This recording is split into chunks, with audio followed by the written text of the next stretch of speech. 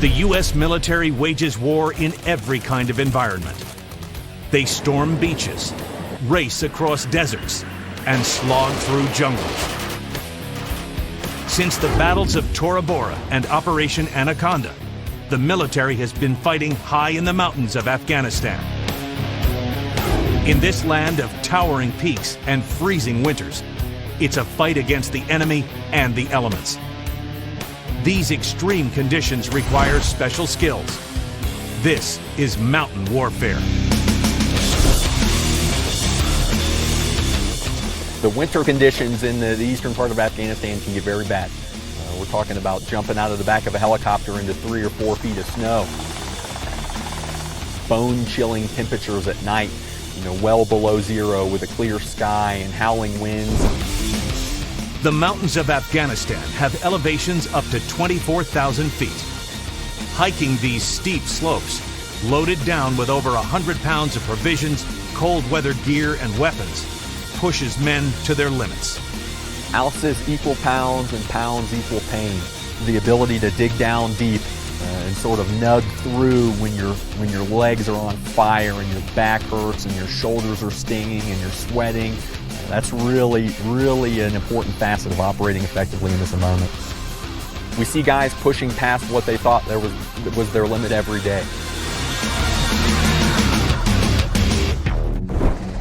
Debilitating conditions can quickly become dangerous.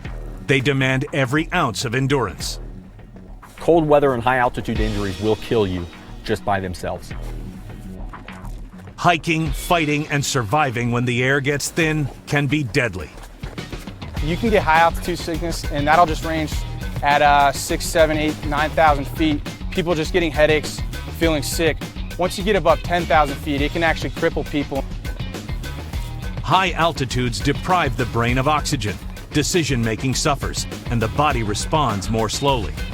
In a combat environment, this can make you a casualty. Everything becomes exponentially harder when altitude and elevation is involved. To survive and be effective in these conditions requires more than just pushing through the pain. It requires specialized training. For that, the Marine Corps uses the Mountain Warfare Training Center in Bridgeport, California. This isolated outpost sits on 47,000 acres of Forest Service land, with elevations up to 11,000 feet.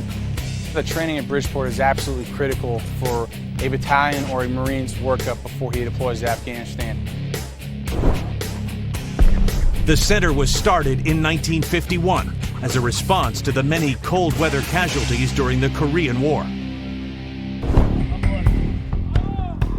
Mountain warfare requires unique skill sets.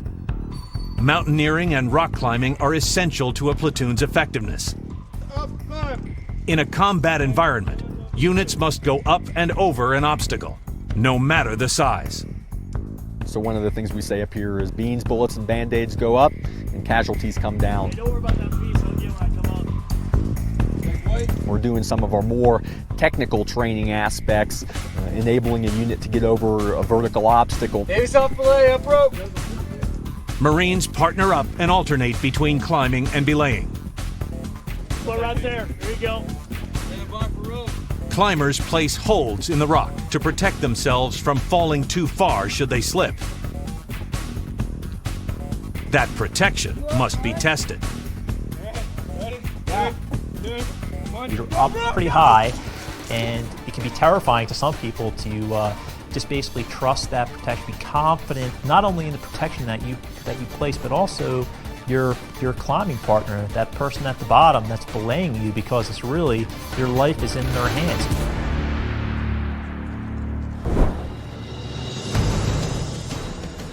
In mountain warfare, mission success requires performing at your best. The Marines train to endure these harsh conditions. Where's that fire coming from? So when their lives depend on it, they can perform at their peak.